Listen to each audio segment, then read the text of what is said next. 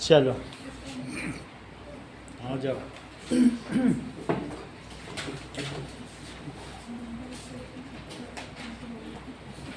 Now, why do sky appears blue? Question पूछा गया है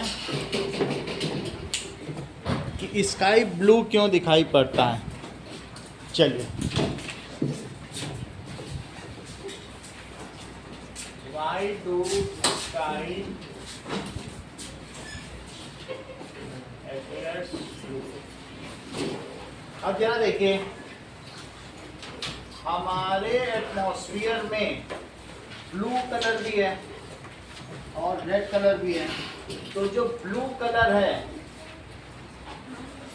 ये ब्लू है और जो रेड होगा ये रेड है।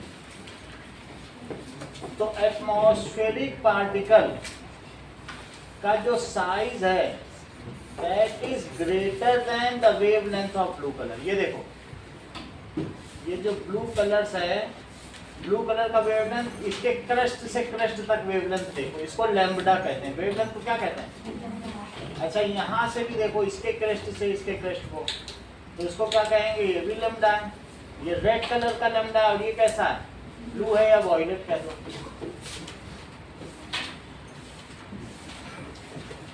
तो अगर ये इसके पास आएगा तो चूंकि वेवलेंथ कम है, यहाँ से ये बिखर जाएगा, इसको स्कैटरिंग कहते हैं। क्या कहेंगे? अच्छा, रेड वाला, ये देखो रेड है, रेड पार्टिकल जब इसके पास आएगा तो रेड नहीं बिखरेगा। अगर ज्यादा वेवलेंथ होती है तो पार्टिकल क्या कर जाता है? पार्टिकल डाइफ्रेक्ट हो जाता है, मुड़ गया, इसको कहते हैं डाइफ्रेक्शन। ये जो है, मान लीजिए तुमको कहा जाए कि बहुत सारे एक पर ऐसे नुकीले नुकीले यहाँ पर नीडल्स लगे हुए हैं, सही है, मोती की माला हाथ में लो और जमीन में पटक दो। पटकने से क्या होगा बताओ? क्या मोती बिखर जाएंगे? ऐसे ऐसे बिखर जाएंगे तो स्कैटरिंग हो गई। लेकिन अगर मोती की माला तुम ऐसे लो, बड़ा ग्राउंड ना हो, छोटा पार्टिकल हो जिसमें स्पाइक्स निकले हो, क्या निकले हो, तो ऐसे में जब तुम मोती की माला पटकोगी तो मोती उसी से निकल जाएंगे। तो मेरा कहने का मतलब है, बड़ा सरफेस है तो वहाँ बिखरेंगे, इसकी वेवलेंथ कम है ना, तो वेवलेंथ कम होने से इसको स्कैटरिंग होगी।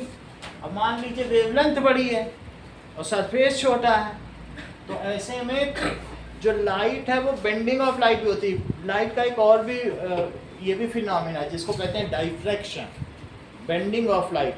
When light encounters any sharp turn then it bends, इसको क्या कहते हैं? Bending of light.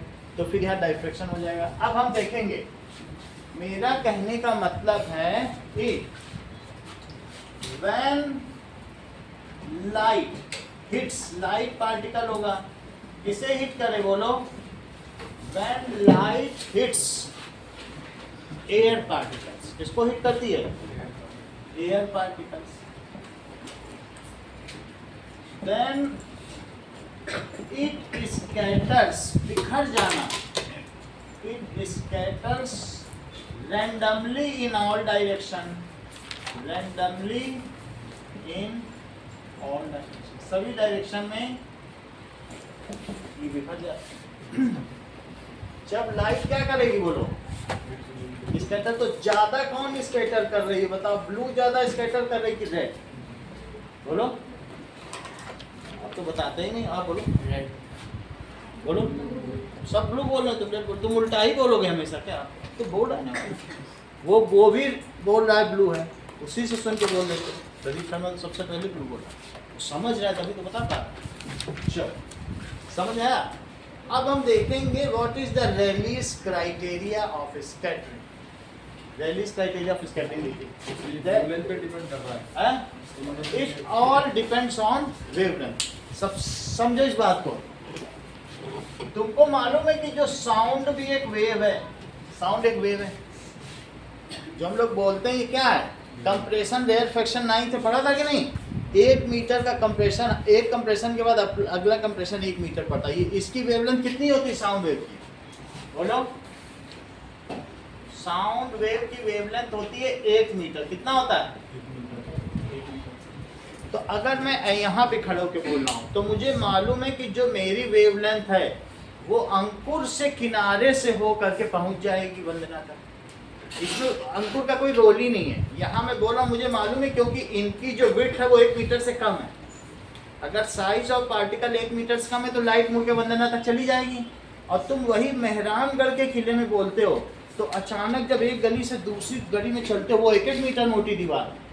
ये बहुत मोटी दीवार है ना जहाँ पर तुम देखते हो किले के बाहर, तो वहाँ शोर है लेकिन इधर शांति है। ऐसा क्यों? क्योंकि इफ दिस इज जो वेव तुम्हारी बड़ी बड़ी है लेकिन दीवार उससे भी मोटी, तो ऐसे केस में क्या होगा बताइए? कुछ भी नहीं जा पाएगी, पास नहीं हो पाएगी। तो अचानक तुम एक गली से दूसरी गली निकलते तो वहाँ ढोल नताशे बजने लगते, चलो वहाँ तो नहीं पड़ा था। तो अगर विड्थ ज़्यादा है और विड्थ कम है, जैसे इनकी साइज की 1/2 मीटर के हैं और भी तो कम के हो, तो यहाँ से निकल के वहाँ तक चली जाएगी, वंदना से निकल के इसमें यहाँ तक चली जाएगी। तो समझ में आया?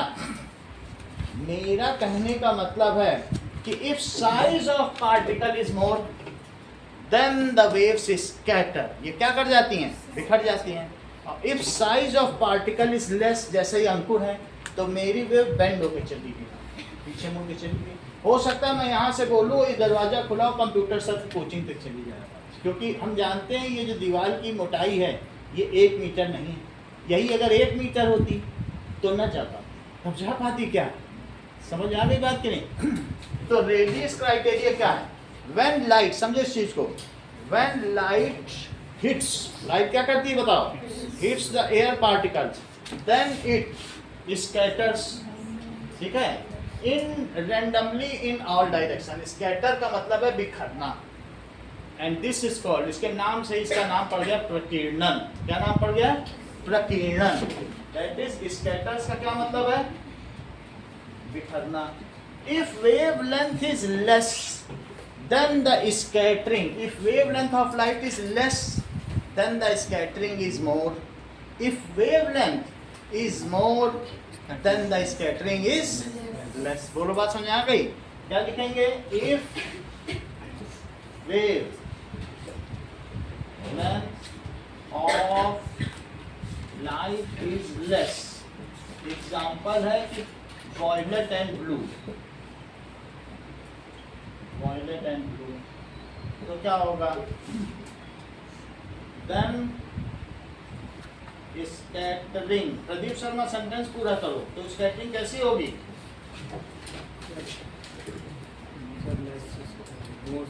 एक चीज बोल, दो नहीं बोल सकते, एक ही बोलना पड़ेगा, वरना चलो। Scattering is more, so in case of blue colour scattering कैसी होगी? More. If wavelength is more, Sunil sentence पूरा करो। The scattering is less,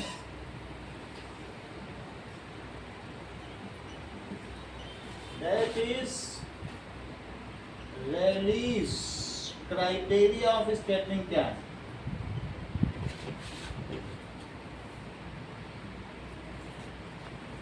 That is amount of scattering, it is 1 by lambda to the power 4. It is amount of scattering is reciprocal of 4th power of lambda, या inversely proportional to 4th power of lambda। ये रेलियस criteria, lambda जितना छोटा होगा scattering उतनी ही ज्यादा होगी। ये कम तो ये पूरी क्वांटिटी ज्यादा, तो ये ज्यादा हुआ कि नहीं? So smaller the wavelength more is the scattering. क्या लिखोगे? स्मॉलर द वेवलेंथ,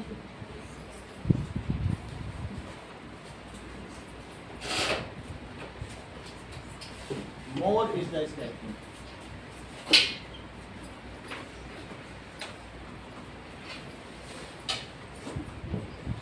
ये बात हो गई। Why do sky appears blue? तो हम जानते हैं कि व्हाइट लाइट, आंसर इसका क्या है? वाइट लाइट कंसिस्ट ऑफ, बहुत सारे कंपोनेंट होते हैं, consist of many component colours, ठीक है।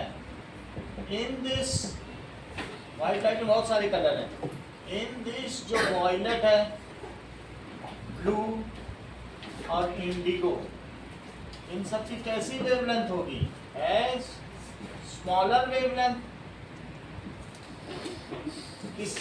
किससे स्मॉलर है? Then red, orange and yellow. मतलब 3 कलर उधर के लिए, 3 इधर के लिए, टोटल विब्ग्योर होता है। ग्रीन बीच वाला छोड़ ही दिया। तो मैंने विब्ग्योर में कौन कौन से ले लिए? विब्ग्योर।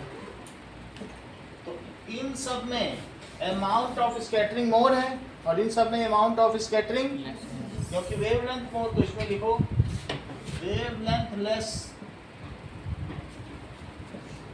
सो scattering is more.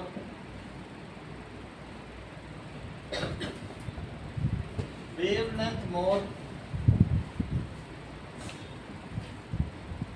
so scattering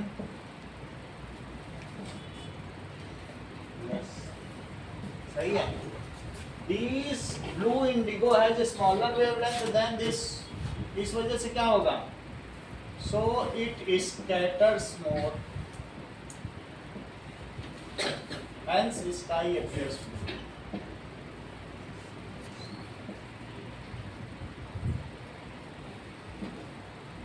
फिर से समझो इस चीज को, बात हो, इसको सरल बात भाषा में बताते हैं। ये तो टेक्निकल बात बिल्कुल बता दी आपको क्या होता है।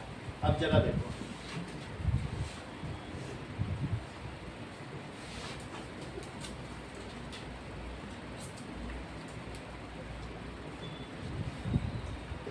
इसका दूसरा आंसर क्या होगा? आवर एटमॉस्फेयर, हमारे एटमॉस्फेयर में क्या क्या पार्टिकल है? Atmosphere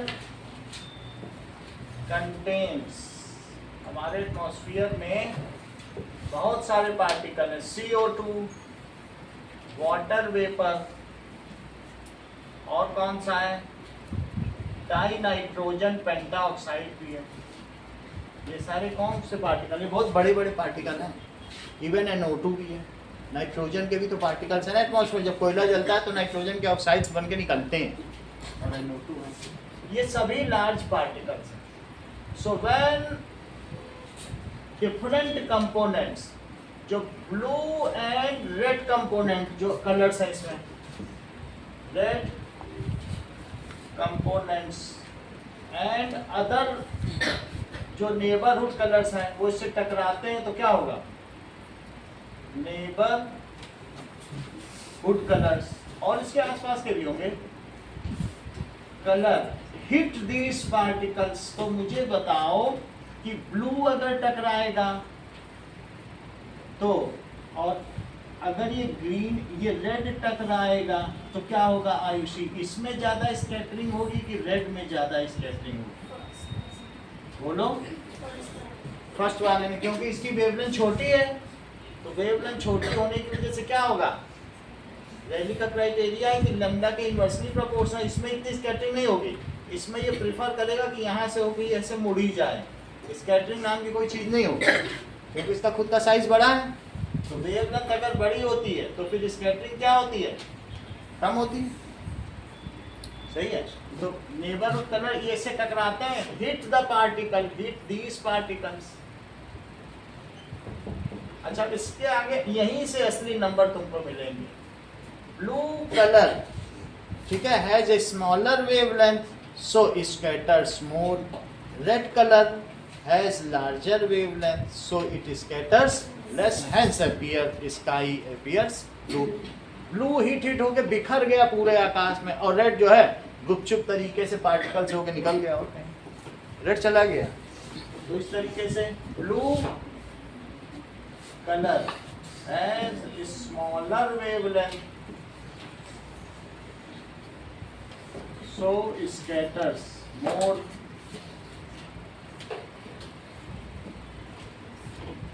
red color has large wavelength.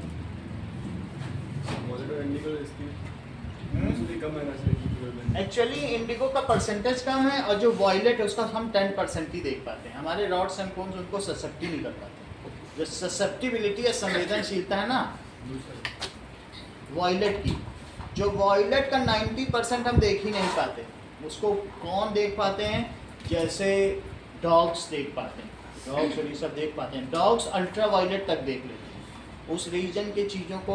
उस रीजन में अगर कोई आत्माएं भी आती, कभी तुमने देखा होगा मूवीज़ में कि कुत्ते भौंकने लगते हैं, अल्ट्रा वायलेट रेज या उस तरीके के रीजन की जो आत्माएं नहीं होती हवा में घूमते, देखा होगा देखे ना रिस्पॉन्ड करें, इसका मतलब ये जानते हैं चीज़ें। तो आप समझ गए ना, बहुत सारे ऐसे जानवर हैं, जैसे हम लोगों ने कहा था पहले भी कहा था कि ऐसे को बहुत सारी मछलियां हैं, कुछ होती हैं और जैसे रिनोसरस हैं, वो अल्ट्रा वायलेट अल्ट्रासाउंड को और इसी तरीके से इंफ्रासाउंड को करते हैं। जैसे साउंड के प्रति ससेप्टिबिलिटी जानवरों की अलग अलग है, वैसे मनुष्यों में भी हम लोग वॉयलेट कलर या बैगनी रंग का केवल 10% हिस्सा ही देख पाते हैं। इस वजह से हमें वॉयलेट दिखता ही नहीं आकाश, मुख्यतः हम ब्लू ही देख पाते हैं, तो इसलिए ब्लू की बात की जा रही है, वरना कहीं नहीं हमें वॉयलेट भी चाहिए।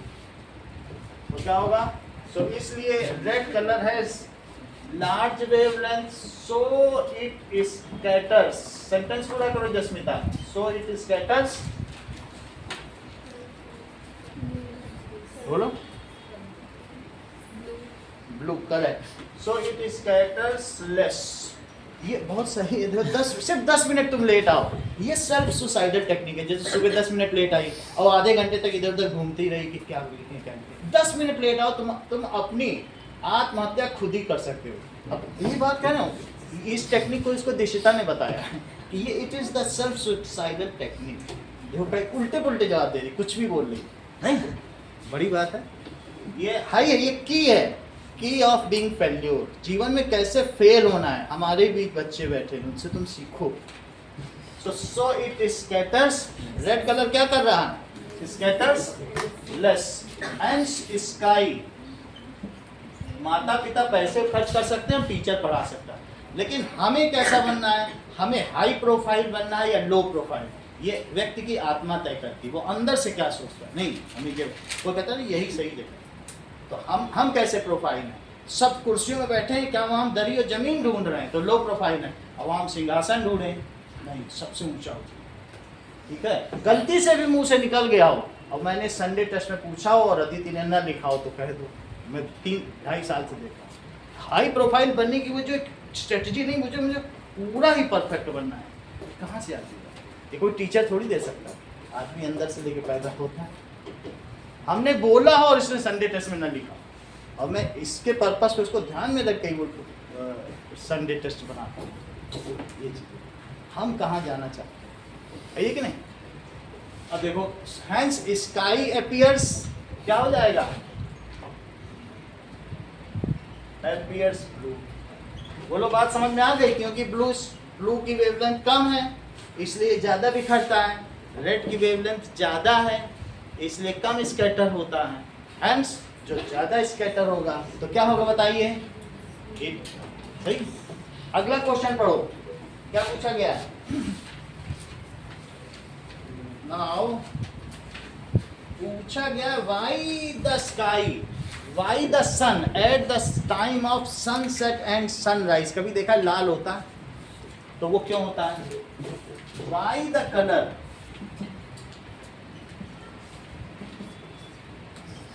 of sun at sunrise and sunset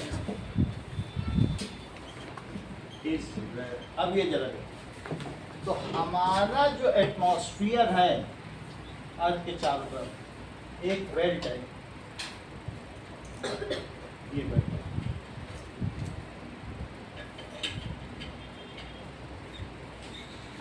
और सन जब होराइजन में दूर होता है तभी तो उसे सनसेट या सनराइज कहेंगे।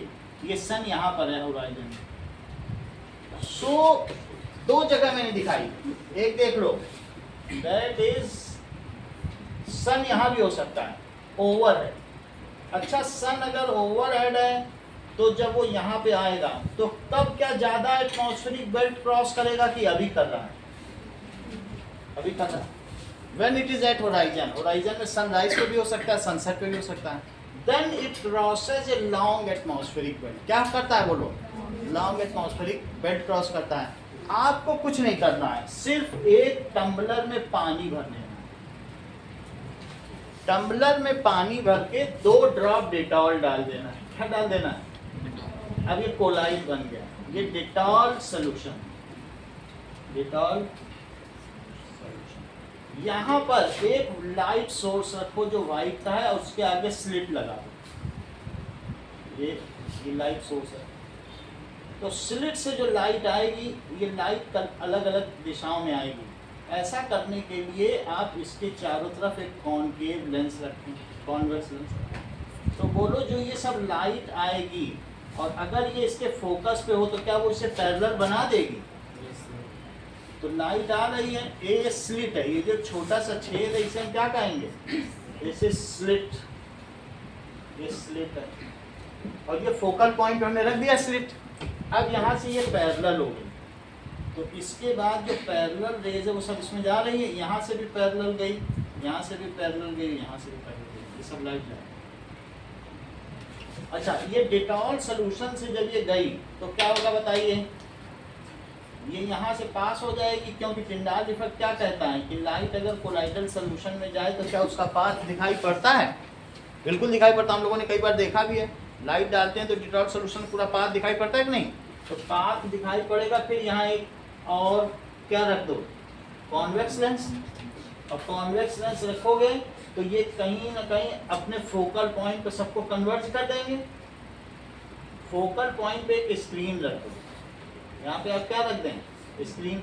तो अब आप देखो, एक व्यक्ति इधर से इस वाटर को देख रहा है और एक व्यक्ति इधर से देख रहा है, तो दोनों में आयुषी क्या फर्क महसूस करेगा? जो इधर से पानी को देख रहा है और एक उधर चला गया, वो उधर से पानी। ये तुम्हारे बुक में बना हुआ डायग्राम, मतलब क्या होगा? बनाएंगे नहीं बनाएंगे? हटा दिए आपने। चलो मैं बता दे रहा हूँ क्योंकि उसी की वजह से ही है, मेरे में बना हुआ है वो मैं दिखा देता हूँ। चलो नाउ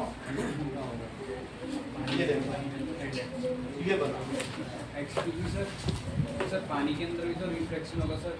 ये सही बताना है, अभी इन्होंने पूरी बात बता भी दी सर, पहले ही बता दी। ये डायग्राम जिसके बाद में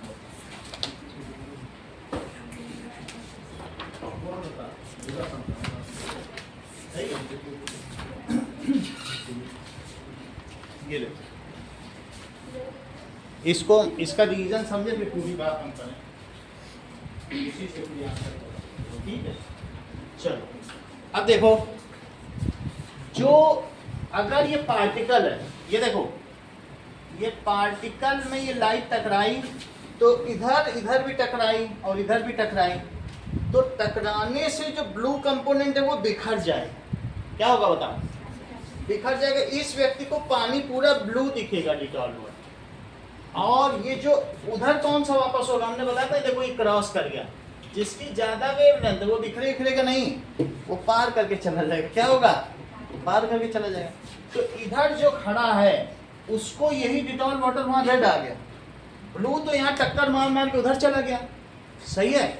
जो लाइट सन की यहाँ आई वो यहीं के पार्टिकल पे टक्कर मार मार के पूरा ब्लू हो गई। तभी तो इसका ही तुम नीचे से देख रहे हो, ब्लू दिख रहा है। सही बात है, नीचे आई पहले धरती पे, पार्टिकल इतनी ज़्यादा डेंसिटी नहीं है यार कि यहाँ से वो टकराई होगी कहीं ना कहीं से, तो ब्लू दिखा। इसको ब्लू दिखेगा, उसको क्या दिखेगा? और जब यहाँ पर सबका कन्वर्ज होगा तो इतना सुंदर, कभी ब्रिक रेड, कभी क्रिम्सन रेड, कभी नारंगी, इतने सुंदर डॉट बनेंगे, वो झिलमिलाते रहेंगे कि वो देखने लायक दृश्य। समझे? पानी को हल्का हिलाओ तो वो डॉट भी हिलता डुलता रहेगा। वो हम लोग अभी वीडियो में थोड़ी देर में देखेंगे। बात समझ में आ गई? लेकिन कहने का मतलब है कि when sun is at horizon, यही चीज हम यहाँ अप्लाई करते हैं। तो इसको कौन सा दिखेगा बोलो? अपीयर्स। हाँ बोलिए।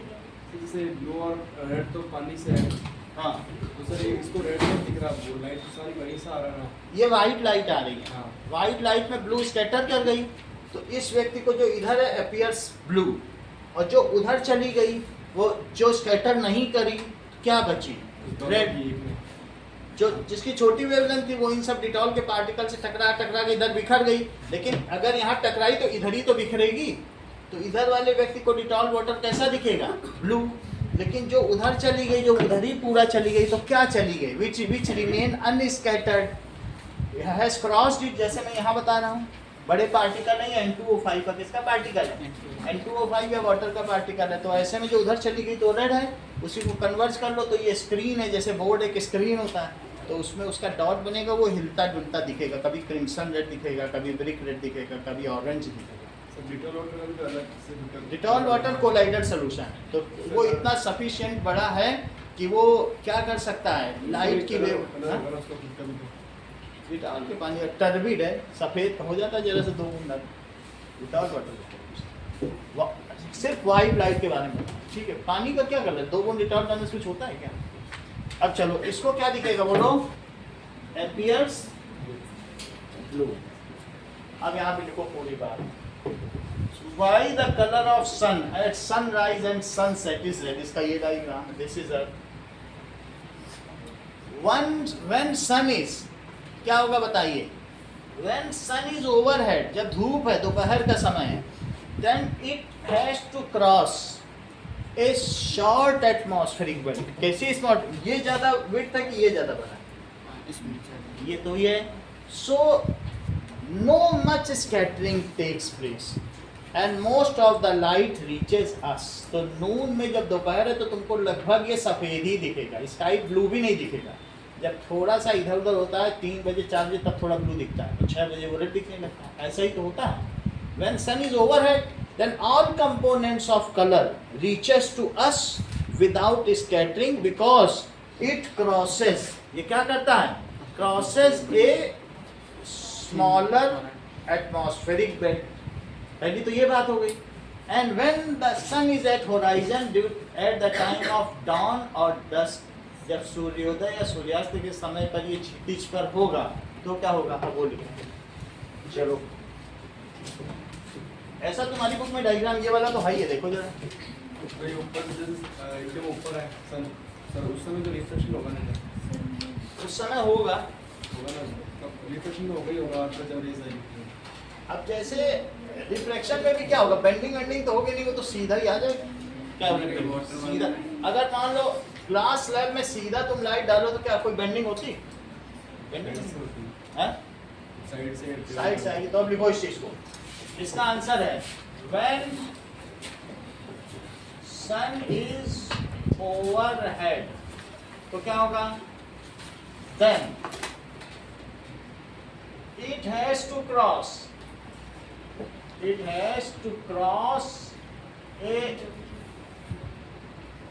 a smaller atmospheric belt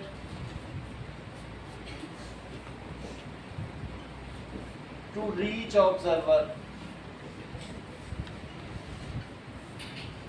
so इस वजह से क्या होगा? So no much scattering takes place। इतना स्कैटरिंग नहीं होता।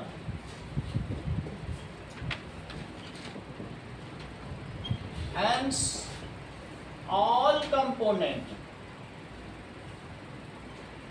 of light reaches to observer।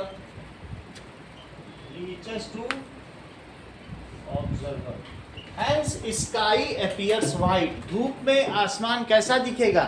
12 बजे white, सही। So sky appears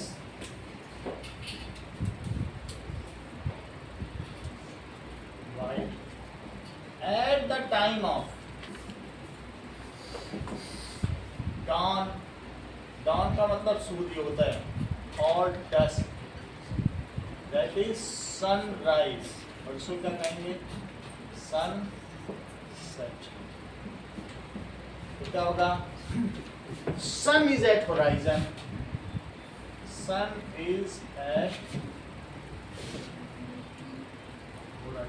and it has to cross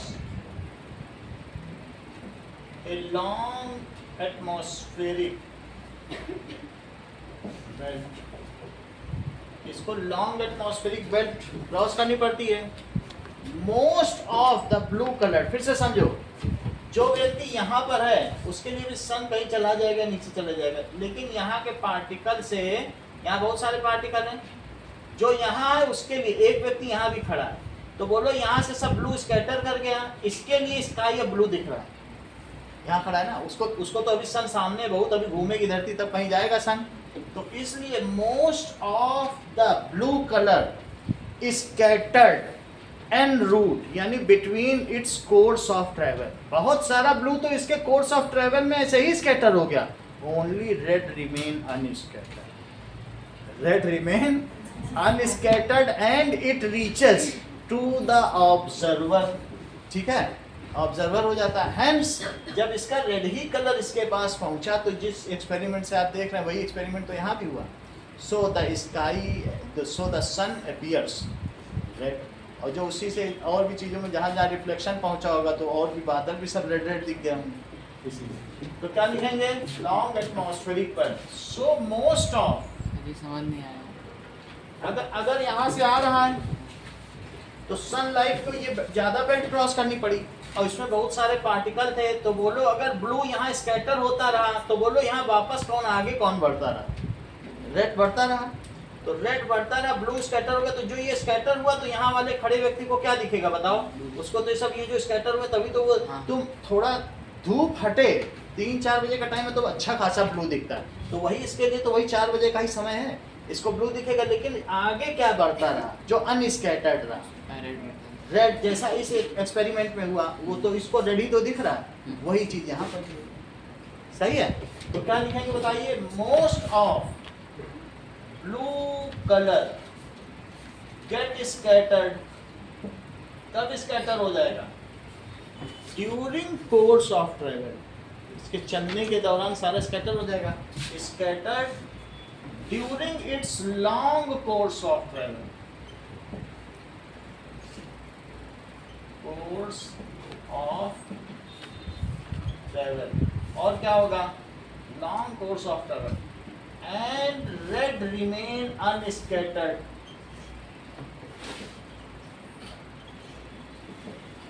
unscattered, which reaches to observer,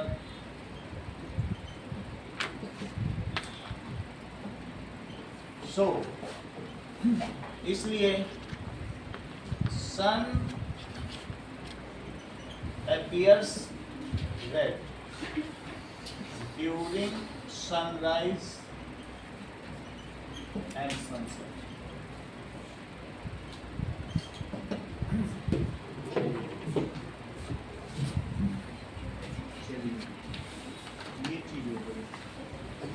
लिखा गया है question, why the space appears dark to astronaut, या जब हम, तुम कभी फाइटर जेट में यात्रा की हो किसी पायलट के साथ जो बम्बार्ड करने पाकिस्तान जा रहा है, कि हमें भी बैठा लो, हम भी देखना चाहते कि तुम कैसे लश्कर तैयबा के हेडक्वार्टर को तबाह करते, तो जब वो 10,000 के ऊपर जाएंगे वहाँ एटमॉस्फेयर है ही नहीं, वो बिल्कुल ज़्यादा हाइट पे चले जाने पे सब काला काला दिखता है, स्काई की लगता है रात हो गई, 20 मिनट के अंदर ही सब काला दिखने लगा, क्यों, because there is no atmosphere in above exosphere, यानी वहाँ पर, एक्सोस्फीयर की बात नहीं कर रहा हूँ, 10 किलोमीटर पे कौन सा स्ट्रेटोस्फीयर है, लेकिन वहाँ पर भी तो एटमॉस्फेयर बहुत कम रह गया, 1 किलोमीटर चलने पे ही डेंसिटी हाफ रह जाती है, वो तो 10 किलोमीटर, तो ऐसी स्थिति में there is very less atmosphere, कैसा एटमॉस्फेयर है, less dense atmosphere, so scattering takes place at lesser amount, इस वजह से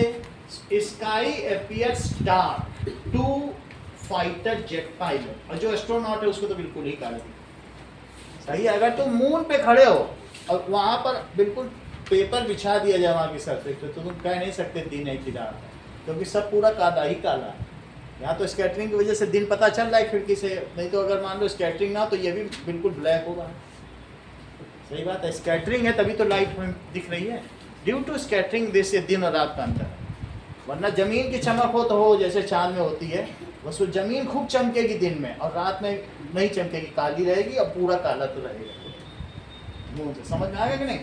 ऐसा होगा। तो क्या पूछा गया बताइए? दैट इज, अब देखो, व्हाई स्काई अपीयर्स,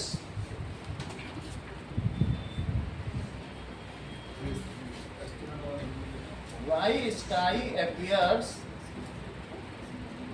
देखो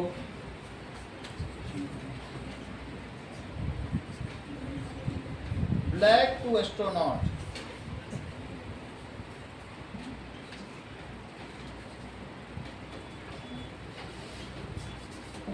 ठीक है, आंसर देखिए। एस्टर का क्या मतलब होता है बोलो, और नॉट का क्या मतलब होता है? एस्टर का मतलब सितारा और नॉट का मतलब ट्रेवलर। तो जो सितारों की सैर करे उसको क्या कहेंगे? अंतरिक्ष यात्री। No.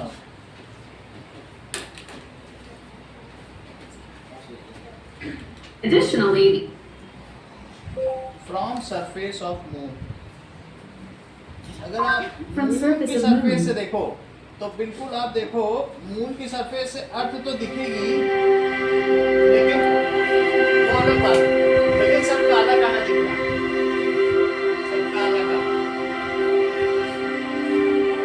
समझ में आई बात कि नहीं? सो मून की सरफेस से अर्थ दिख रही है, रोवर, ये रोवर घूम रहा है, ये अर्थ वहां दिख रही है, लेकिन बाहर देखो तो सब कैसा दिख रहा है? ब्लैक ही दिख रहा है कि नहीं? तो इसी पर क्वेश्चन किया गया है कि why that is,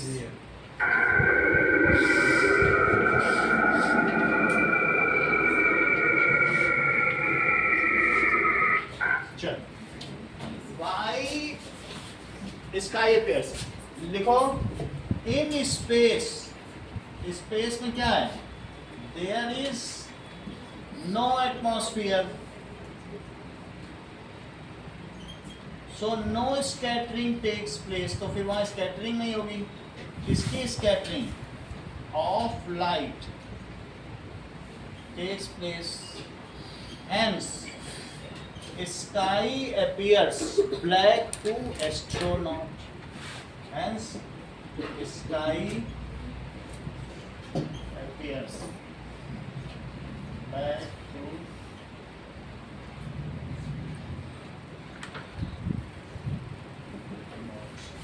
now metals and non metals। अब इसका सारा क्वेश्चन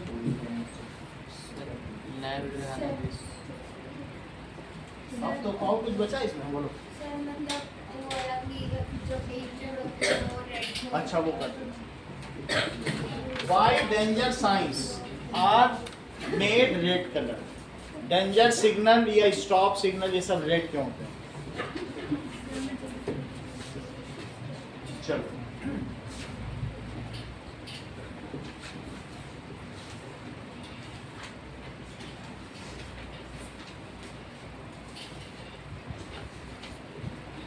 मतलब सन का कलर तो सेम ही रहता है पूरे दिन से रात सन में तो सारे कलर्स हैं। वो white So why danger signs are made of red color? या कहीं पर स्टॉप करने का सिग्नल वो भी रेड कलर का होता है, ऐसा क्यों होता है? Red colour as longer wavelength, longer wavelength होती है, सो इट स्कैटर्स लेस। ये क्या करेगा? Scatters less and reaches farther. जिसकी स्कैटरिंग नहीं होगी वो दूर तक जाएगा, and reaches farther without dissipation of energy. Without dissipation यानी उसकी ऊर्जा एटीन्यूएशन, एटीन्यूएशन का मतलब क्या होता है? ऊर्जा का क्षय। एटीन्यूएशन का मतलब लॉस। क्या होता है? Without loss of energy. Red बहुत दूर तक जाएगा, अगर सिग्नल रेड है दूर से तुम्हें दिख जाएगा रेड है, लेकिन जो ग्रीन कलर है वो नहीं दिखेगा, येलो तुमको नहीं दिखेगा, रेड दिख जाएगा without attenuation of energy. So danger signal कैसे बनाए जाएंगे? आर मेड, वैसे भी ये भी देख लो, किसी भी एटम में जो हमारे एटमॉस्फेरिक एटम है, इलेक्ट्रॉन को यहाँ से यहाँ पहुँचाने के लिए जो एनर्जी चाहिए वो ज़्यादा चाहिए। तो इस पे अगर ब्लू एनर्जी पड़ेगी, फोटॉन होते हैं, लाइट पार्टिकल को क्या कहते हैं, फोटॉन। तो ब्लू ले करके तो ये यहाँ से चला जाता है, ये ब्लू है। लेकिन इससे कहो कि मैं तुमको रेड लाइट दे रहा हूँ, रेड में इतनी एनर्जी नहीं है, ब्लू या वायलेट में जब बहुत ज़्यादा, उससे ज़्यादा हो तो अल्ट्रा वायलेट। जब स्पार्क होता है तो उसको कहते हैं अल्ट्रा वायलेट, वो और ज़्यादा हो जाती है वायलेट। अगर रेड इस पे पड़े तो रेड में तुम ऐसे रस्सी को धीरे धीरे करो, एनर्जी ही नहीं है तो फिर धीरे धीरे ही तो उसमें रिपल्स बनेंगे, रेड में एनर्जी ज़्यादा नहीं होती है। तो रेड अगर इससे कहे कि हम तुमको एक्साइट कर सकते हैं, तुम यहाँ तक आ जाना, फिर दूसरा पीछे से रेड आ रहा है वो और एनर्जी दे देगा, तुम यहाँ से यहाँ पहुँच जाना। अभी मैं आपसे कहूँ कि मैं थोड़ा सा एक पैकेट डाल रहा हूँ एनर्जी का, तो आप एक सीढ़ी चढ़ जाओ, एनर्जी देंगे तभी तो एक सीढ़ी चढ़ोगी, यहाँ ऊपर चढ़ के आ जाओगी। मैं कहूँ नहीं मैं हाफ पैकेट डालूंगा और तुम आधी सीढ़ी चलो, तो तुम ऐसा रुक के रखोगी पैर क्या? इतनी एनर्जी तो मिलनी ही चाहिए कि ट्रांजिशन कर सके। रेड के पास इतनी एनर्जी भी नहीं होती कि वो पार्टिकल को लोअर या ग्राउंड स्टेट से फर्स्ट स्टेट में भेज सके। तो रेड कलर की एनर्जी कोई लेता ही नहीं है। एटमॉस्फेरिक पार्टिकल बोला इतनी कम एनर्जी लेके आओ, जाओ निकलो, कोई लेता नहीं। जब कोई लेता ही नहीं है तो उसमें क्या एटीन्यूएशन होगा, एनर्जी का लॉस होगा, तो इट रीचेस फार। अब ब्लू को सब ले लेते हैं तो उसकी एनर्जी खत्म। बोलो बात समझ में आ गई? सही है कि नहीं? हाउएवर इतना में नहीं लिखना है, सो सिग्नल सन में यही लिख देना। उसमें स्कैटरिंग कम है, लॉस ऑफ एनर्जी कम है, तो वो दूर तक जा सकता है, इसीलिए।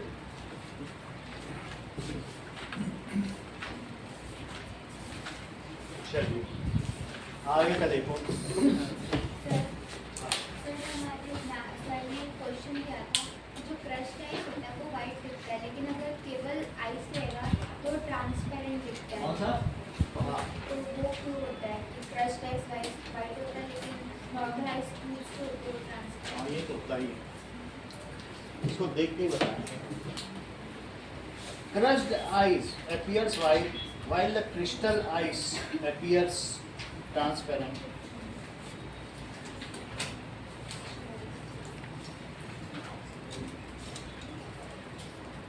ये भी वही सब कुछ है। देखो इसमें क्या होता है, आइस पार्टिकल जो होता है, क्रश्ड आइस पार्टिकल्स हैं, it has countless tiny water droplets. ये क्या होता है, ठीक है। जबकि क्रिस्टलाइन होता है, दो अलग अलग चीज़ें हैं। अगर बर्फ़ है तो बर्फ़ को आप जो है, जो पानी अभी कहीं पर बर्फबारी हुई है या स्नो फॉल हुआ है, तो छोटे छोटे ड्रॉपलेट्स हैं, क्या है वहाँ पे, तो वो ड्रॉपलेट्स क्या होते हैं, दे स्कैटर द लाइट, और वो इतने बड़े हैं। देख लो ये क्रश्ड पार्टिकल है। अच्छा ये कौन है बोलो, और ये कौन सा है?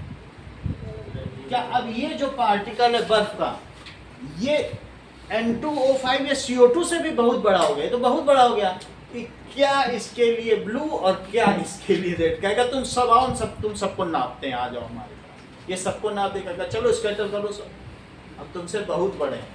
तो it is sufficiently larger than the wavelength of blue colour and red colour, so it scatters all. ये क्या करेगा, सब all, and the combined effect is again the white colour. सबका स्कैटरिंग इस चीज को देखो। और वाइल द क्रिस्टलाइन आइज में क्या होता है, द लाइट रिफ्रैक्ट्स। ये क्या होगा, रिफ्लेक्ट्स विदाउट स्कैटरिंग। वो क्योंकि क्रिस्टल है, वहाँ कोई वहाँ पर पॉइंट है ही नहीं, वो ट्रांसपेरेंट है।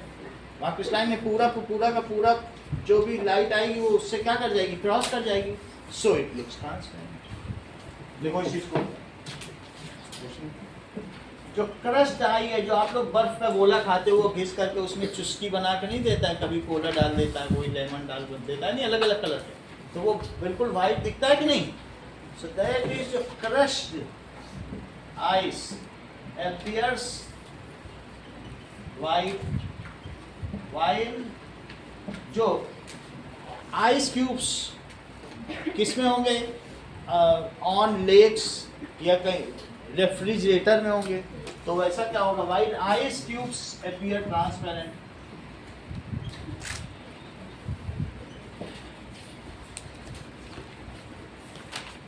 देखो, that is crushed ice as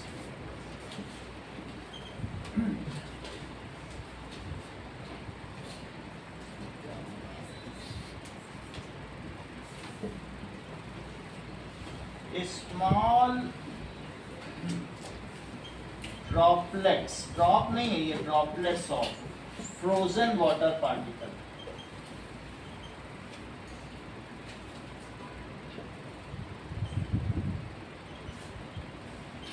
which क्या करते हैं, scatter, these scatter all components of light colors, all components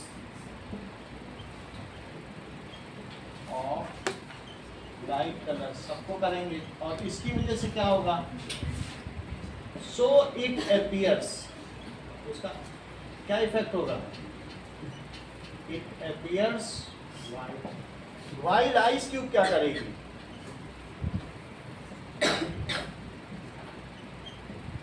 does no scattering, वो स्कैटर नहीं करती है।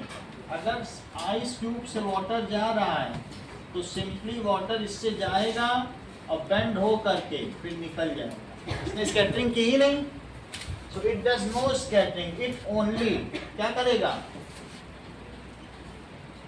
Reflects light,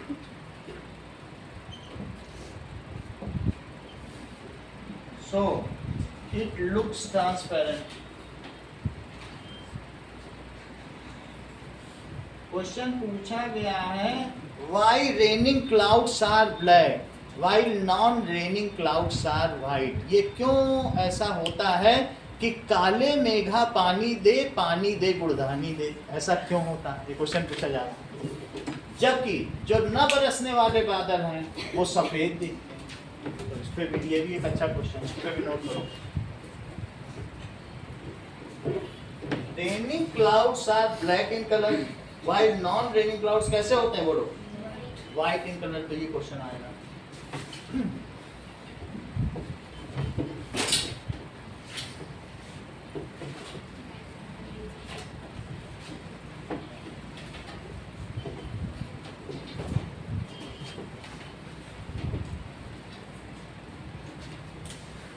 Now,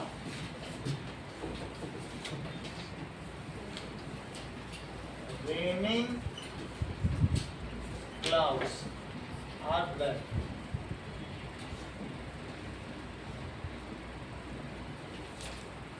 In color, while non-raining clouds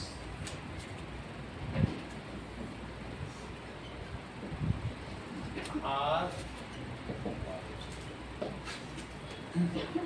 now raining clouds में क्या होता है, in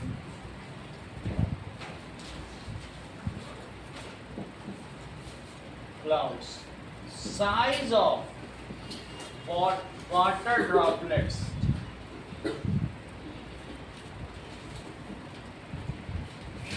grow much, बहुत ज्यादा हो जाती है, उसका साइज क्या हो जाता है, बस वो इतनी है कि अब ग्रेविटी की वजह से गिर जाएगी, इतनी भारी हो गई, हल्की नहीं रह गई है। धीरे धीरे और जुड़ते जाते हैं ना, पार्टिकल चार्ज होते हैं तो आपस में जुड़ जाते हैं। तो अब वो क्या होता है, ग्रो मच। अब अगर ये रेनिंग क्लाउड है और इसमें ये बहुत बड़े बड़े पार्टिकल हैं और सब बड़े हो गए, they scatter all components of light, तो इसके और इसके ऊपर रह जाएंगे, and no component get reflected, सारा का सारा ये स्कैटर ही कर देते हैं, बिकॉज इट इज कंडेंस्ड। ये कैसा है, और जो अगर ऑब्जर्वर है जो यहाँ नीचे खड़ा है, तो ये जो नीचे खड़ा हुआ ऑब्जर्वर है वो अब अगर इसे देखना चाहता है तो इसकी आंखों तक कोई लाइट पहुंचती ही नहीं है, कुछ पहुंचेगी।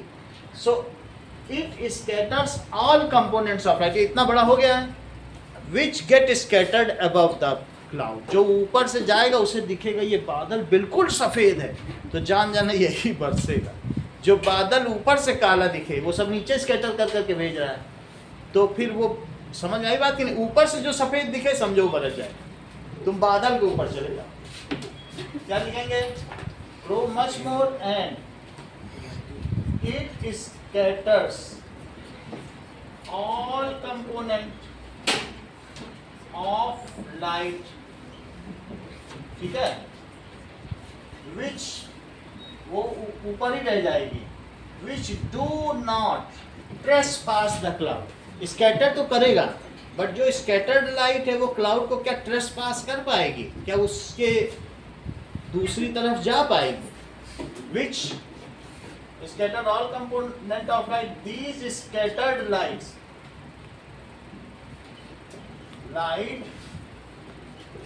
Do not trespass the cloud. ऐसा क्यों होता है? Due to its higher density, इसकी डेंसिटी ज्यादा है. So it appears, इसलिए क्या होगा? Appears black. जब उसके पास कोई रोशनी ही नहीं पहुंचेगी उससे होकर के तो क्या देख पाएगा? It appears black to observer. Trespass, इसको क्या कहेंगे? कोई भी चीज, जैसे तुम्हारे यहाँ बाढ़ लगी हो, चारों तरफ बाउंड्री, उसको पार करके कोई आए तो उसको कहते हैं ट्रेस पासिंग, जो उससे पार ही ना जा पाए. सही है कि नहीं? अच्छा, अब ये देखो, non raining clouds are less denser and the size of droplets are smaller, so a part of scattered light reaches to observer, hence it appears white. Non raining clouds are less denser and its size of water droplets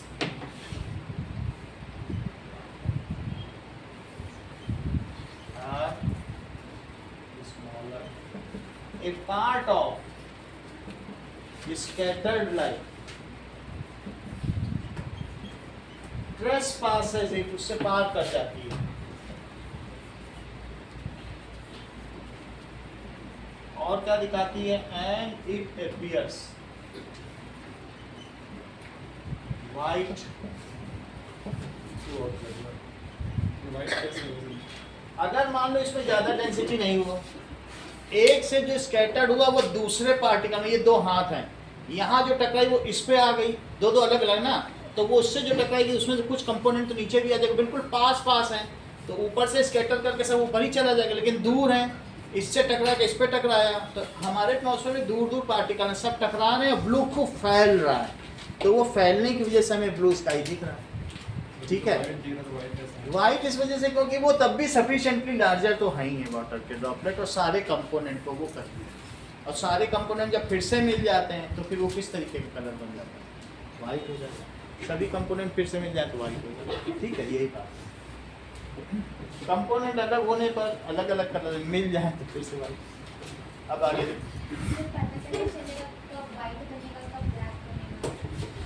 black थोड़ी ना बन रहा है, जब कुछ ना पहुंचा तो ब्लैक है. Absence of any light is black.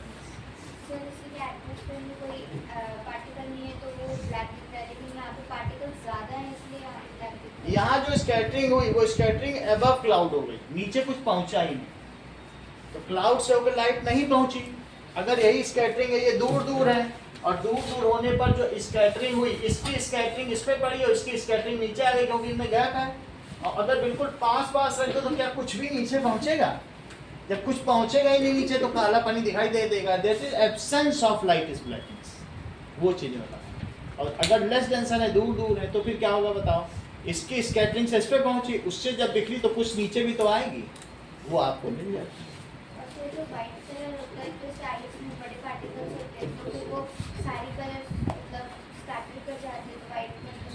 Scatter दोनों में करेंगे, चाहे इसमें भी करो या और भी बड़े में. दे जो क्लाउड पार्टिकल्स हैं ये कभी कलर्ड नहीं दिखेंगे. They always scatter all component of light, लेकिन डेंसर है तो वो स्कैटरिंग ऊपर ही ऊपर हो जाएगी, तुम तक नहीं पहुंचेगी. रेयरर है तो उस स्कैटरिंग का जो नीचे आने वाला हिस्सा है वो तुम तक पहुंच जाएगा और तुम उस क्लाउड को वाइट देख लोगे. अब बिल्कुल कॉम्पैक्ट कोई चीज रख दो डिस्क के आकार की, कुछ पहुंचे ही ना तुम्हारे पास, तो वो ब्लैक नहीं दिखेगा। और सर जैसे कि आफ्टरनून होता है तो वो वाइट दिखता है क्लाउड। हाँ, ये क्लाउड की बात है, क्लाउड की बात है।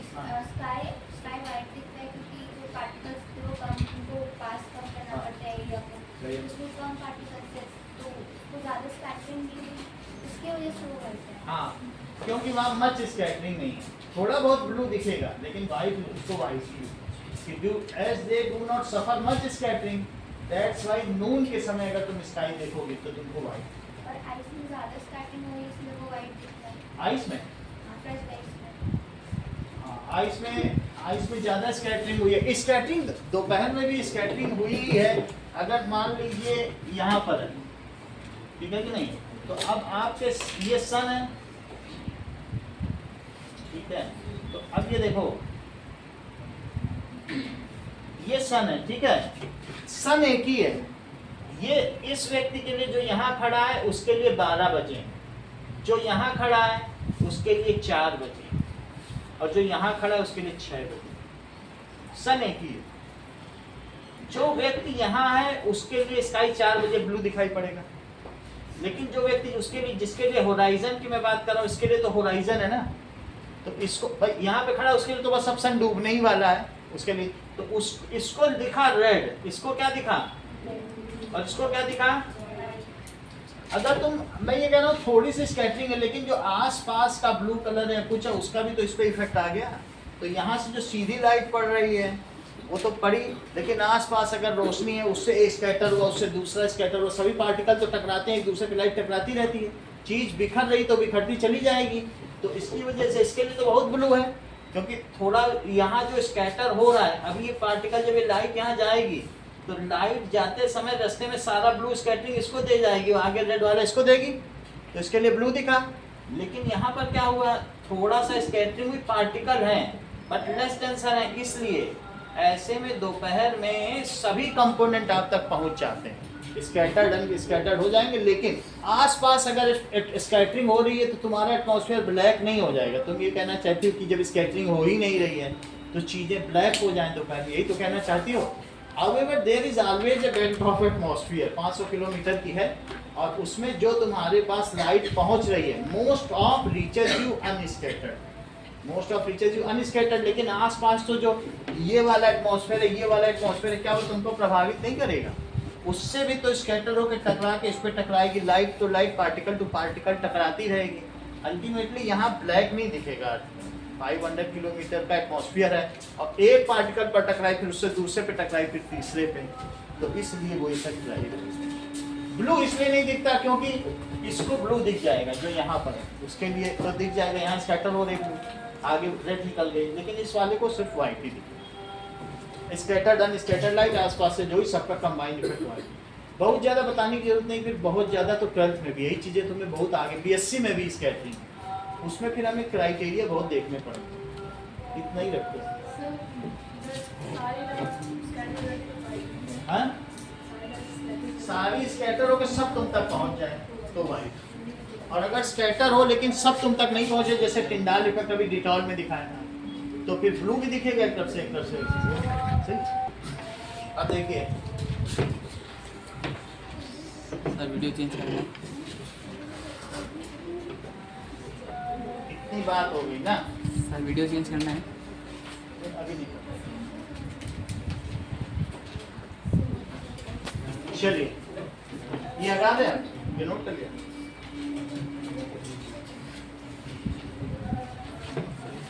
कुछ क्वेश्चंस इलेक्ट्रिसिटी के देते हैं। सर मैं जाऊँ? हाँ बात,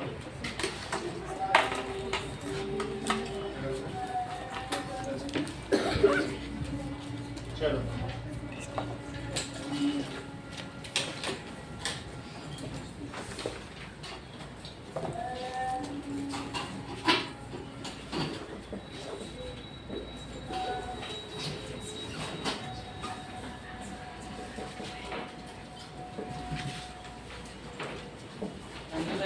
वेलकम।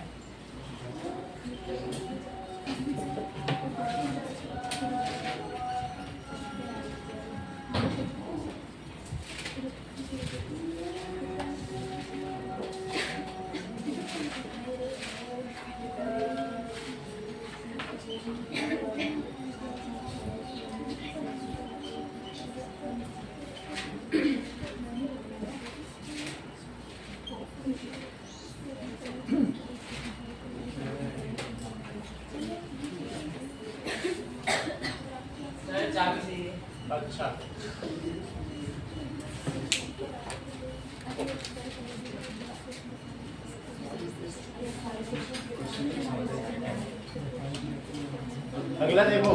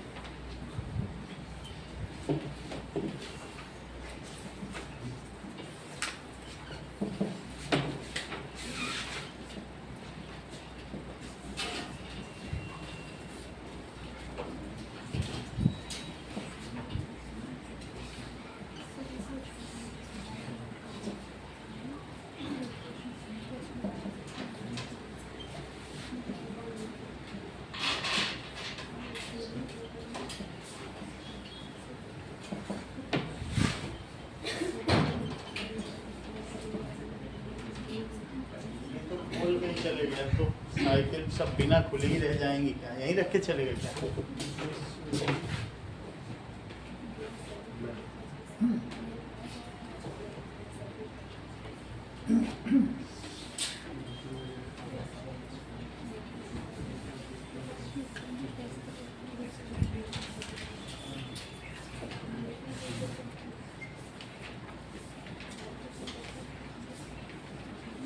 ये सब मैं अभी समझाऊंगा।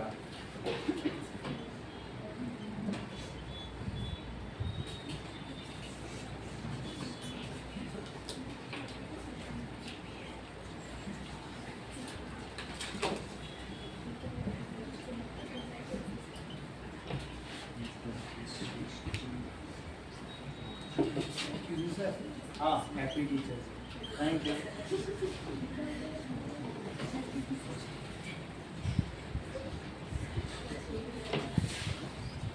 सुनील पार्टी मांग रहे हैं। सर मैंने बोला ही नहीं। उसको अलग से ही ले जाके दे देंगे, नहीं सर, इसने अभी बोला मुझे। अलग से ही देनी पड़ेगी। ठीक है।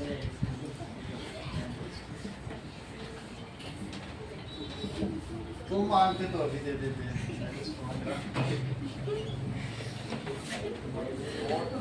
तद विद्धि प्रणिपातेन परिप्रश्नेन सेव्या प्रेक्षन्ति ज्ञानम ज्ञानिनस् तत्त्वदर्शी। तुम तो पंडित हो, तुमसे बेहतर कौन समझे? Wrong source.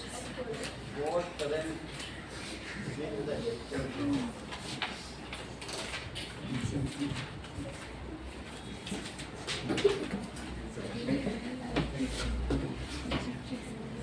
पंडितों की तो भाषा ही संस्कृत है। Yes sir. क्या बोला sir? If the potential difference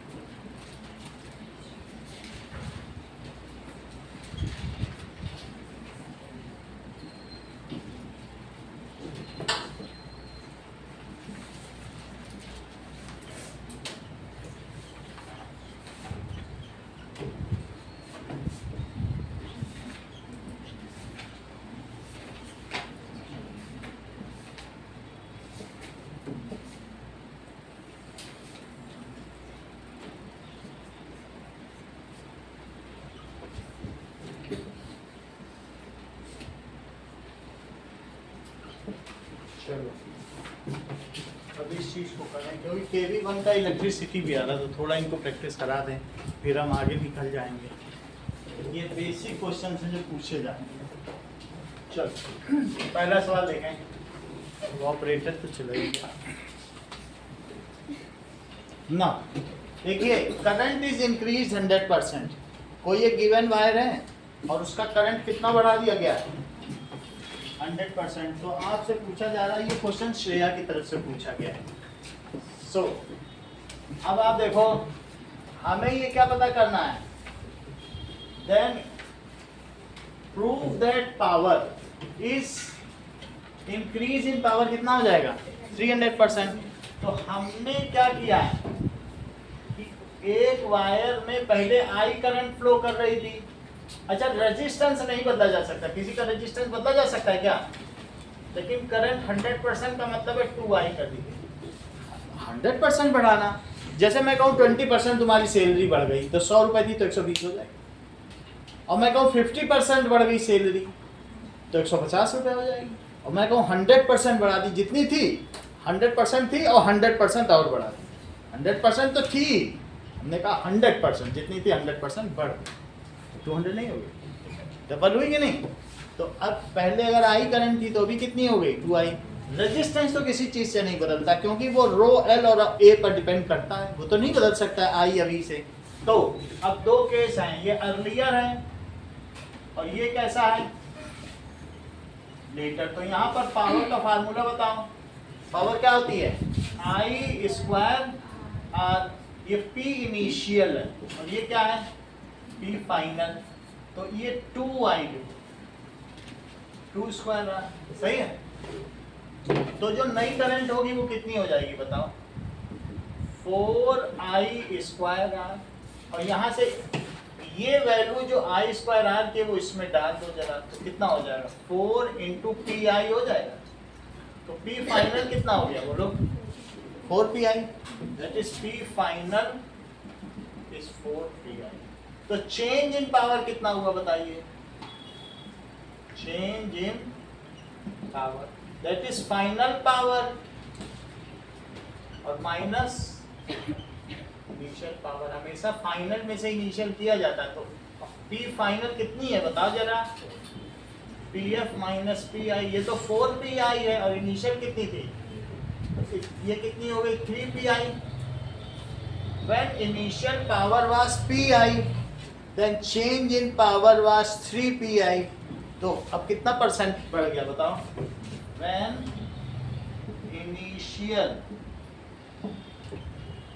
power was P I, तो चेंज इन पावर कितना हुआ या इंक्रीज कितना हुआ? Increase in power it is 3 P I. When, ये यूनिट फैक्टर मेथड लगा रहा हूं, when initial power is 3 P आई। अगर इनिशियल पावर इज 1 वॉट तो फिर इंक्रीज क्या माना जाए? 3 P I by P I.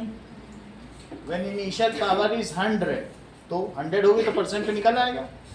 When initial power क्या हो जाए बोलो? 100 वॉट, तो इंक्रीज कितना हो जाए? क्योंकि परसेंटेज में पूछा ना, तो 100 में जितना आ जाए कंपैरिजन वही परसेंटेज है। तो that is 3 P I upon P I into 100। सही है दिव्या? तो बोलो पी आई से पी आई कटा तो कितने परसेंट आ गया? ओके, अगला सवाल देखें। क्वेश्चन पूछा जा रहा है कि if a wire is stretched to double of its length, आया वो बुक में दिया हुआ है। पहला वाला क्वेश्चन जरूर बता। अब ये देखो, ये वायर है और मैं इसको खींच के बड़ा कर दूं। स्ट्रेच्ड का क्या मतलब होता है बोलो? खींच के बड़ा कर दूं। तो अगर ये स्ट्रेच कर दिया जाए तो इसकी लेंथ हम डबल कर सकते हैं, लेकिन ऐसा करने से इसकी लेंथ भले ही 2 हो गई हो, और इसकी लेंथ एल थी तो 2l हो गई, लेकिन इसका ऐसे करने से, खींचने से किसी चीज का एरिया बदल जाता है।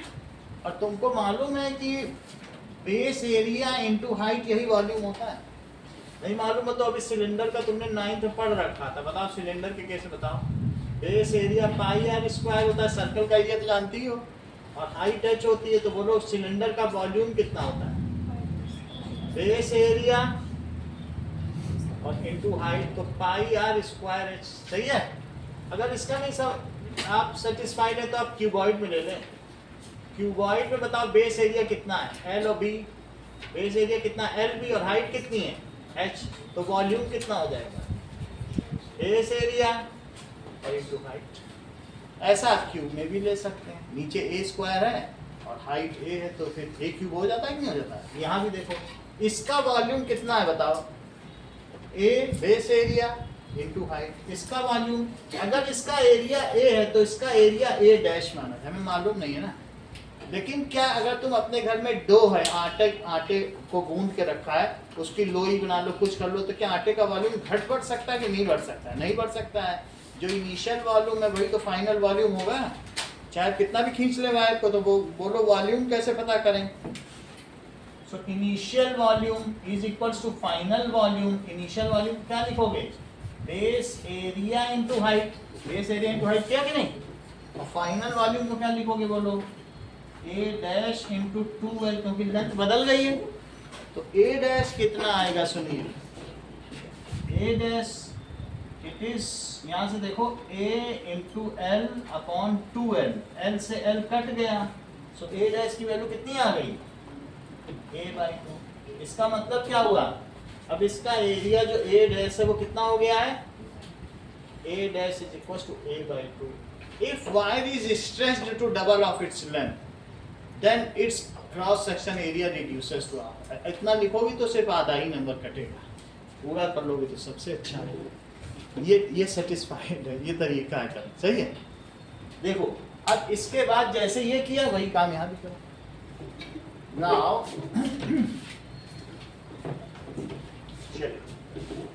दैट इज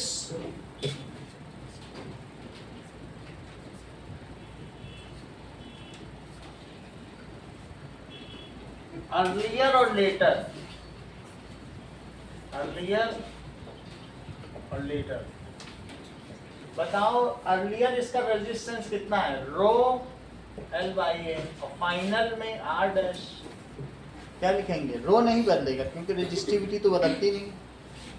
और लेंथ कितनी हो गई मोनिका, बताओ लेंथ कितनी डालें, 2L। और एरिया कितना डालें, बोलो श्रेया। समझना तुम्ही को है, समझने के लिए तुम इधर उधर छोटी छोटी चीजों के लिए क्राइसिस में मत रहो। तुम 2A बोल रहे हो, कह रहे हो कि लेंथ भी डबल एरिया डबल, समझना तुम्ही को पड़ेगा। तो थोड़ा सा क्विक विटेड रहो, है ना। उसी की जीत है जो मनुष्य जो क्विक विटेड है। अब वो कुछ का कुछ ही बोलने लग जाए तो उसको कौन सुनेगा, उसको किनारे करेंगे। हटो तुम, यहाँ विद्वानों की सभा चल रही, तुम कहाँ बीच में आए, हटो किनारे। समझना तुम्ही को है। अब लेंथ डबल कर दी, तो सर खींचोगे तो एरिया भी डबल हो जाएगा, ऐसा होता है क्या। तो कॉमन सेंस की बात है, उसी को हमने कैलकुलेट किया। That is equals to a by 2। तो रो 2L और divided by a by 2, 2L। अब इसको क्या लिखोगे, 2 बाई a, फिर क्या हो जाएगा 4L बाई a। 2 मल्टीप्लाई होगा कि नहीं, 4 को किनारे रख दो, रो L बाई a इंटू 4। तो बताइए जो R डैश है इस पूरे रो L बाई a की जगह यहाँ क्या करने जा रहे हैं, दैट इज R इंटू 4। तो अगर पतला कर दोगे वायर तो उसका रेजिस्टेंस 4 टाइम्स हो जाएगा। Now new resistance is 4 times of the initial resistance, सही है। New resistance is 4 times of initial resistance. ये सभी क्वेश्चंस मैं आपको करवा देता हूँ, बाकी पूछा जाएगा आपको संडे टेस्ट में, अभी आज नहीं करवाऊंगा आपसे, सही। चलो अब तीसरा सवाल है, सब इंपॉर्टेंट सवाल है। तीसरा क्वेश्चन देखो, if a wire is folded and doubled on it. मान लो एक वायर है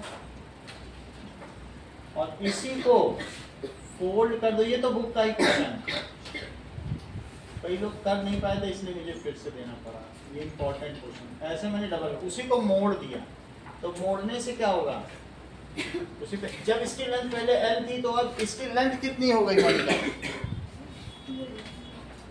बोलो 2L बता रही तो माइंड ही नहीं, बंद ही कर दिया तुमने आजकल माइंड लगाना, क्या सही है ना। इनसे पूछा अब ये L है, ये इसका एरिया कितना है, तो उसका एरिया कितना है, यहाँ तक समझ में आ गई बात कि नहीं। अब देखो भाई किसी चीज को मोड़ेंगे तो लेंथ डबल हो जाएगी, तुम पहली बार सुन रहे ना। अब यहाँ पर R क्या है, रो L बाई A, तो यहाँ R डैश रो, इसका वैल्यू प्लेस करो,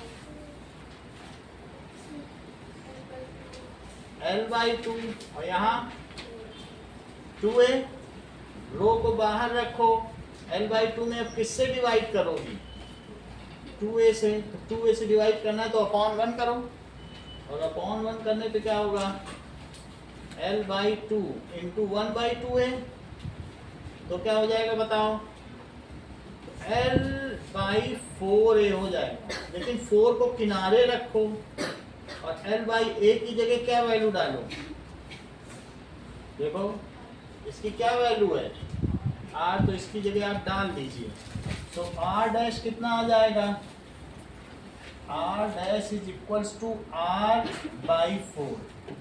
सो न्यू रेजिस्टेंस अगर आप डबल कर दोगी तो उसका रेजिस्टेंस 1/4 हो जाएगा, ये बुक का क्वेश्चन है। और अगर उसका इनिशियल रेजिस्टेंस 4 ओम है, बुक में क्या क्वेश्चन दिया है, तो 4 यहाँ रख दोगी तो 4/4 तो 1 ओम आ ही जाएगा, बुक है ना, इंटरेस्ट क्वेश्चन है कि नहीं। सो न्यू रेजिस्टेंस कितना हो गया, is 1/4 of initial। ऐसा होता है। अगला क्वेश्चन देखिए, दो ओम के दो रजिस्टर हैं, दोनों को एक बार सीरीज में कनेक्ट किया और एक बार पैरेलल में कनेक्ट किया, कितनी वोल्ट बैटरी के साथ?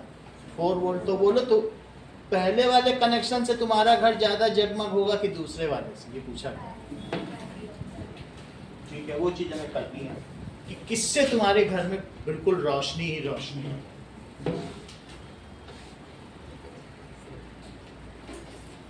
जबकि बैटरी भी वही, सब कुछ वही, सिर्फ लगाने का तरीका बदलना है। तो दो रजिस्टर को ऐसे कनेक्ट करने, तो इसमें क्या होगा? 2 ओम 2 ओम, तो RS कितना होगा? R plus R, that is 2 plus 2, तो 4 ओम। ये 4 वोल्ट है, तो करंट पता करो। करंट कैसे पता करेंगे? ओम्स लॉ लगाओ। V is equal to IRS, तो 4 इज इक्वल टू I कितना है नहीं पता, I पता कर लो। I is equal to 1 ampere है, सही है। I 1 एम्पियर तो तुम्हें समझ में आएगा, ये देखने से पता चल रहा है 4 ओम है और ये 4 है, तो फिर इस तरह से ये ओम्स लॉ लगा दिया। ओम्स लॉ में ये 4 रखा, ये भी 4 रखा। ये अच्छा ये बताओ, ये 1 एम्पियर करंट इसमें गई और 1 एम्पियर करंट इसमें गई, पहले वाले में जरा हर्षिता बताओ पावर डिसिपेटेड, थोड़ा जानकारी लिया, आसान से पूछा से वो कौन सा फार्मूला लगा बताओ। V तो V पूरा सब इसी थोड़ी चला जाएगा, लॉ ऑफ पोटेंशियल नहीं जानती क्या? पूरा 4 ओम का इसी पे पहली दुकान पे आदमी खर्च कर देगा, तो दूसरी दुकान पे क्या करेगा? आप बताओ कौन सा लगा। इस पे पावर निकालने का क्या फार्मूला है? I स्क्वायर, सही है। So power dissipated, power of each bulb, तो ये क्या होगा? ठीक है, each bulb that is equal to, क्योंकि करंट तो सब में वही जा रही है, I स्क्वायर R, तो that is equals to 1 square into 2, तो ये 2 वाट हो गई। अच्छा दोनों भी बल्ब जलेंगे तो 2 बल्ब की तो रोशनी आएगी, तो टोटल पावर कितनी आई बताओ? P प्लस P कर दें, घर में जितनी बल्ब जलेंगे सबकी रोशनी आएगी, तो टोटल पावर कितनी है? Total power it is 2 watt, sum of individual power, sum of individual power. तो 2 ही बल्ब है, तो 2 वाट का एक और 2 वाट का एक, तो ये 4 वाट हो गया। पहले कितनी बात तुमको समझ में आई? अब हम इन दोनों को किसमें लगाएंगे? तो जरा देखें पैरेलल में क्या होगा। वैसे तुमको क्या लगता है फर्क पैरेलल में कितना हो जाता होगा? ऐसा कुछ वर्बली तुम्हारे माइंड में आ रहा है क्या? देखो ठीक है, थोड़ा हिंट तो हम आपको देंगे। ये 4 वोल्ट है और ये 2 ओम है, ये 2 ओम है। ये जो 4 वोल्ट का ड्रॉप है, चूंकि एक पैरेलल कॉम्बिनेशन है, तो ये 4 वोल्ट इसके क्रॉस भी होगा और दूसरे के क्रॉस भी होगा। आप मुझे एक पर पावर बताएं, इस पर तुम क्या फार्मूला लगाओगे? पावर अक्रॉस ईच डिवाइस क्या फार्मूला लगाने वाले? बोलो, लगाओ।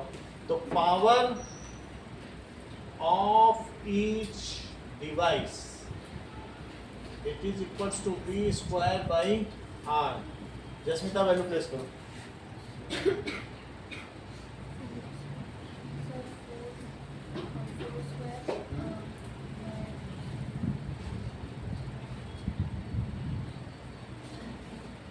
फोर स्क्वायर सही बताया है। टोटल पावर बताइए, बोलो।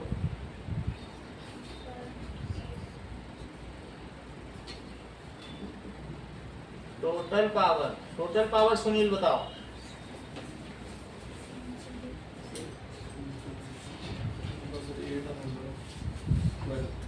वंदना, ये 8 नहीं जोड़ पा। Total power is sum of power 8 plus 8 12 बता। सर ऊपर वाली को ऐड करना है। उससे क्या जोड़ है? वो अलग है डिवाइस, उससे इसमें कैसे जोड़ दोगे? 2 ही तो बल्ब है तुम्हारे पास, तो तुम बोलो 2 बल्ब को या सीरीज में जोड़ लोगे, उसको इसमें जोड़ के क्या क्या मिल जाएगा तुमको? भाई या तो तुम दोनों बल्ब को सीरीज में घर में लगाओगे या पैरेलल में लगाओगे, दो बल्ब वाली बैटरी तुमको दी गई है, तो बोलो उसमें टोटल पावर कितनी मिली, 4 वाट। ऐसे लगा लिया तो टोटल पावर दो बल्ब की एक की 8 वाट है, अभी अभी जस्मिता ने बताई है। तो दो बल्ब में तो दोनों की कितनी कितनी मिली हो जाएगी, तो किस में ज्यादा रोशनी होगी? Total power is 8 + 8 that is 16 वाट। तो इससे तुम ये सिद्ध कर सकती हो अदिति कि if any devices with same source of potential difference are connected in parallel, then they give more power, ज़्यादा पावर के लिए। और उसमें क्या होगा कि different devices do not work efficiently with their full efficiency, और इसमें करना सही है ना। अगला देखो, क्वेश्चन पूछा गया है कि 60 वोल्ट पर हमने क्या किया, इलेक्ट्रिक हीटर को 60 वोल्ट पे चलाया तो उसने 4 एम्पियर करंट दी। अगर उसे 120 वोल्ट पे चलाया जाए निष्का, तो वो कितनी करंट देगा? ओम्स लॉ का पहला क्वेश्चन है, बुक पे इंटरेस्ट का है, बताओ 1 नंबर का आता है, बताओ।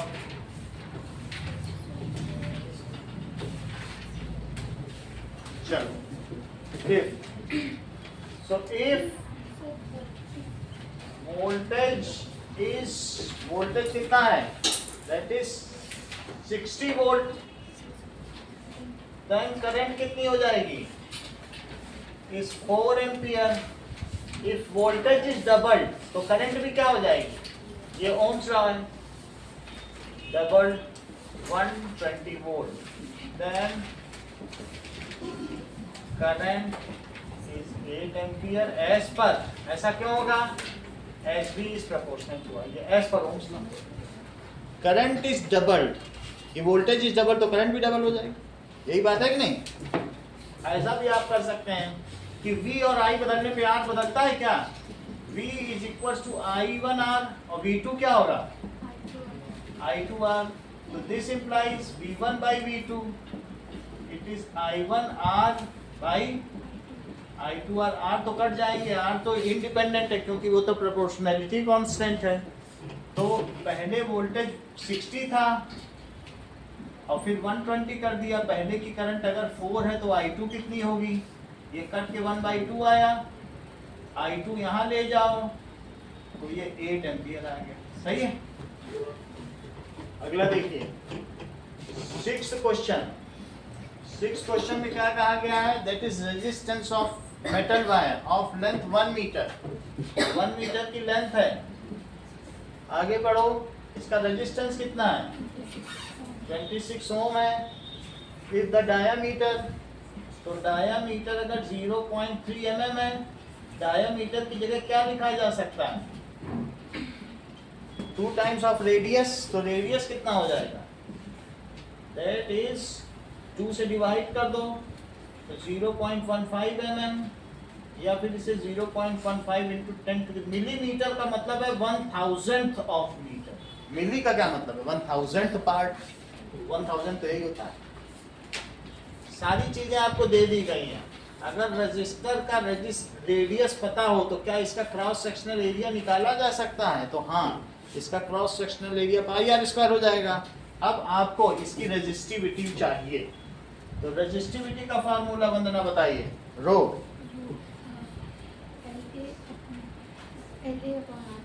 थोड़ी बार्गेनिंग कर लीजिए, निष्ठा दिक्कत होती है आपको, ठीक है, RA/L, सही है। तो अब यहाँ पर सारी वैल्यू प्लेस करनी है। R कितनी है, 26, A कितना है, और L यहाँ से देखो 1 मीटर है, सो दैट इज 26 इंटू 3.14, और ये वैल्यू रखो 0.15 इंटू 10⁻³ का स्क्वायर, और अपॉन 1 मीटर तो ऐसे ही चला गया। जब यूनिट रखो तो सबकी रखो, अदरवाइज किसी की ना रखो, यहाँ मीटर भी मत रखो, सही है, किसी की ना रखो।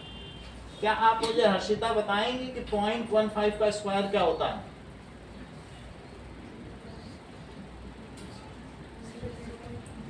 बोलो, स्क्वायर करके बताओ। देर लगा रही हो 0.025 ना 0225 ना चलो 26 3.14 0.0225 क्योंकि 4 डिजिट पहले डेसिमल आएगा और ये कितना हो गया 10 टू द पावर -6 इन दोनों का मल्टीप्लाई करो करना सभी का है पहले 2 का करो बताओ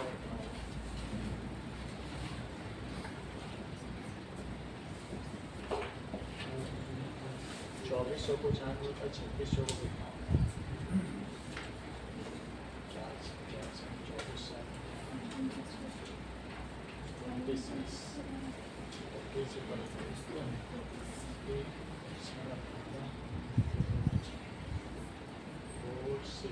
Sir, इस पूरे का answer 1.84 into 10 to the power -6 है।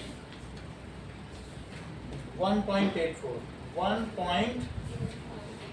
into 10 की पावर -6 ये चीज ओम मीटर में आ गई now the substance is material is manganese कौन सा है 5वें नंबर का मटेरियल चेक कर लो the material is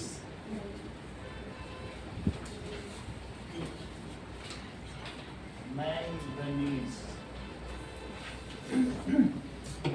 question number 7 देखो क्वेश्चन नंबर 7 क्या कह रहा है कि 3 रजिस्टर्स हैं 2 ओम 4 ओम और 6 ओम के ये सीरीज में कनेक्टेड है ठीक है ये देखो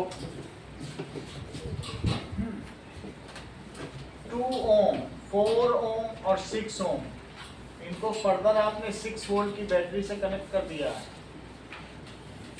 2 ओम 4 ओम और 6 ओम तो आपसे पूछा गया है सर्किट करंट बताओ और 6 ओम पर वोल्टेज ड्रॉप बताओ और पावर डिसिपेटेड बताओ और सर्किट करंट बताओ हो सकता है मीटर लगा दे तो कहेगा कि मीटर की रीडिंग बताओ तो भी वही बात हो जाएगी सर्किट करंट ही तो पूछेगा अब मीटर कहीं भी लगाओ सर्किट करंट ही निकलेगी ठीक है तो RS कितना हुआ R1 प्लस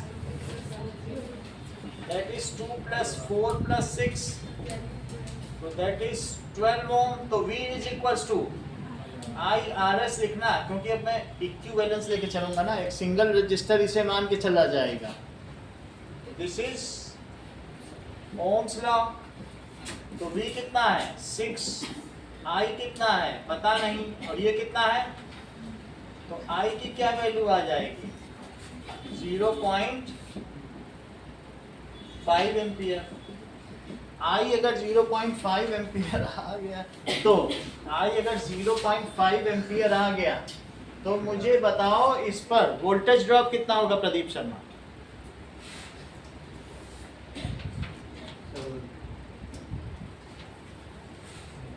बोलो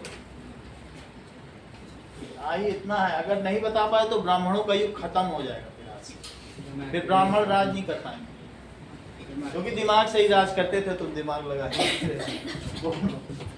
हाँ सुनिए आप बताओ इस पर वोल्टेज ड्रॉप बताओ करंट में बताना हो आप वोल्टेज ड्रॉप बताओ 0.5 एम्पियर है तो वो छोटी सी चीज है बोलो बोलो हाँ कितना 0.5 तो ये करंट है पूरे का ही पूरे में का सर्किट करंट है आप वोल्टेज ड्रॉप बताइए इसमें वंदना बताओ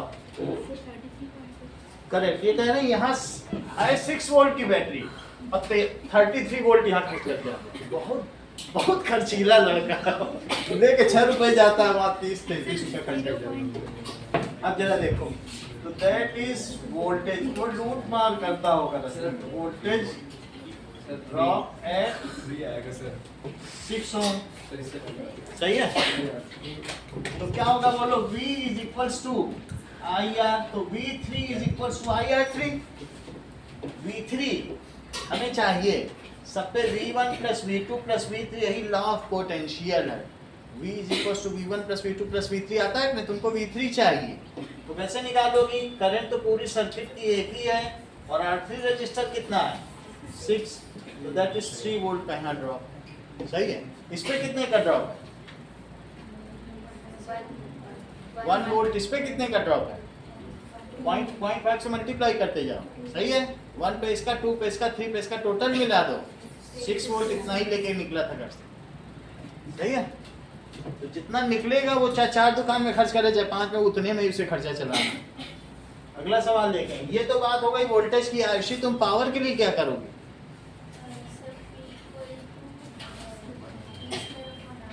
V स्क्वायर भी कर सकते हो, नहीं तो आई सही निकाल लो। तो पावर भी निकालो, पावर ऑफ 3, तो आई स्क्वायर R3 वैल्यू प्लेस करो आयुषी। 0.5 हाँ 0.5 का स्क्वायर इंटू 6, तो 0.25 इंटू 6 तो कितना आ जाएगा? 150 आ जाएगा। 2 डिजिट पहले डेसिमल लगाओ, तो 1.5 आ जाएगा, तो 1.5 वॉट कितनी पावर हो जाएगी? सही है। अगला सवाल देखो। Now 3 resistors Aditi, now these are connected in parallel. अभी मैंने यही 3 रजिस्टर्स पैरेलल में लगा दिए हैं, और अभी भी ये 6 वोल्ट की बैटरी से ही लगे हैं, जबकि ये 1 ओम का है, ये 2 ओम का है, नहीं 246 का है, हाँ 246। तो ये 2 का है, ये 4 का है, और ये 6 का है। आपको बताना है सर्किट करंट, इस पर ब्रांच करंट, इसका वोल्टेज ड्रॉप, और दैट इज 6 वोल्ट की बैटरी। श्रेया 6 ओम पर कितने का वोल्टेज ड्रॉप होगा? 6 का ही होगा, ठीक है। तो मैं अभी सब पहले तो सर्किट करंट निकालूं। 1/R1 plus 1/R2 plus 1/R3, 1/2, 1/4 और 1/6, दैट इज 12। ये 3 हो गया, और ये कितना आया? 6 3 9 2 11, दैट इज 1/RT कितना हुआ? दैट इज इक्वल्स टू 11/12 हो गया, ठीक है। तो 11/12, तो RP कितना हो गया? 12/12, सही है। तो ये 12/11 इट इज ओम। ये क्या हो गया? ये हो गया इनका इक्विवेलेंट रेजिस्टेंस। आपने तो पलट दिया ना दोनों, सही है, दोनों पलट दिया। अच्छा, बैटरी कितने की थी बताओ? 6 वोल्ट की थी। तो अब हम इस पे ओम्स लॉ लगाएं और इसकी सर्किट करंट निकालें। सर्किट करंट के लिए क्या फार्मूला होता है? वंदना बताओ, सर्किट करंट के लिए क्या फार्मूला लगाएं? V is equal to I RP। तो V is equal to I RP।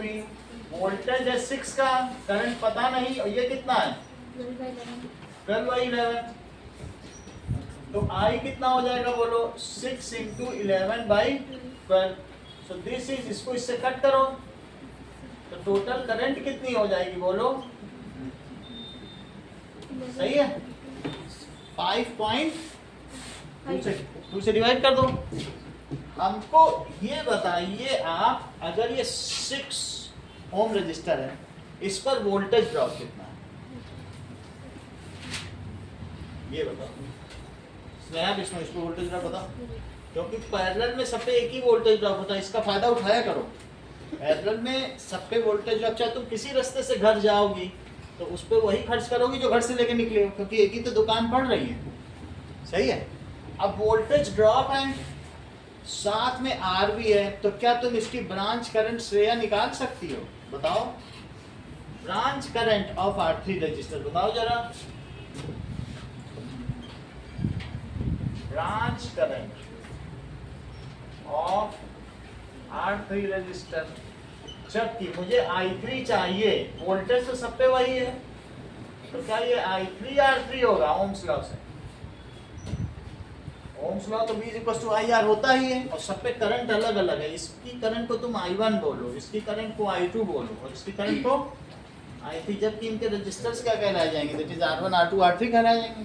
तो मैंने वही लॉ लगा दिया, बस आप इसमें वैल्यू फीड कर दो, वैल्यू फीड कर दो। 6 इज इक्वल टू I3 6, तो फिर I3 कितना हो जाएगा? 6/6 so I3 it is equals to 1 ampere. ये बात समझ आएगी। एक चीज और पूछेंगे आपसे, I1 की भी वैल्यू बताओ।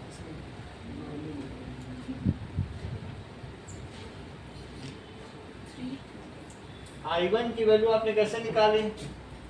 नाउ मैं निकाल ही लेता हूं। आपने क्या बताया? I1 R1 बोला हुआ क्या? तो I1 इंटू 2, तो I1 कितना हो गया बोलो? 3 एम्पियर। अब एक I2 भी निकाल लो, I2 R2। तो 6 इज इक्वल टू, ये कितना है? 4। तो I2 कितना आया? 3/2। तो तुमको ऐसा लगता है क्या शेयर कि लॉ ऑफ करंट फॉलो हो रहा है? तीनों को जोड़ो जरा। 5.5 आ रहा है क्या? I1 I2 I3 जोड़ो कि नहीं आ रहा है? आ रहा है। तो सम ऑफ ब्रांच करंट क्या ये it is equal to circuit current? आई नहीं, जोड़ के देखो ना। 3 1 4 और 5.5 नहीं आ रहा है? यही तो है। अब सरोज एक और बात बताओ, ये जो रजिस्टर है इस पे वोल्टेज ड्रॉप बताओ। 6 वोल्ट। और इसकी पावर भी बताओ। पावर अक्रॉस 6 ओम। 6 सही है, अच्छा बताती हो। देखो लिखो पहले voltage drop, voltage drop across 6 ohm is voltage drop is 6 volt. क्योंकि पावर जो वोल्टेज ड्रॉप है सभी पर सेम रहता है। पावर निकालो, that is power of 6 ohm. तो इसके लिए प्रदीप शर्मा कौन सा फार्मूला लगाया जाए पावर निकालने के? बोलो। आई स्क्वायर, आई वाला लगाना चाहते हो। मैं तो ये कह रहा हूँ V²/R लगा दो। V भी दिया है, ये दिया, आराम से लग जाएगा। नहीं आई भी लगा सकते हो। फिर आई के लिए क्या करोगे? R3 में, R3 में ये लगा सकते हो।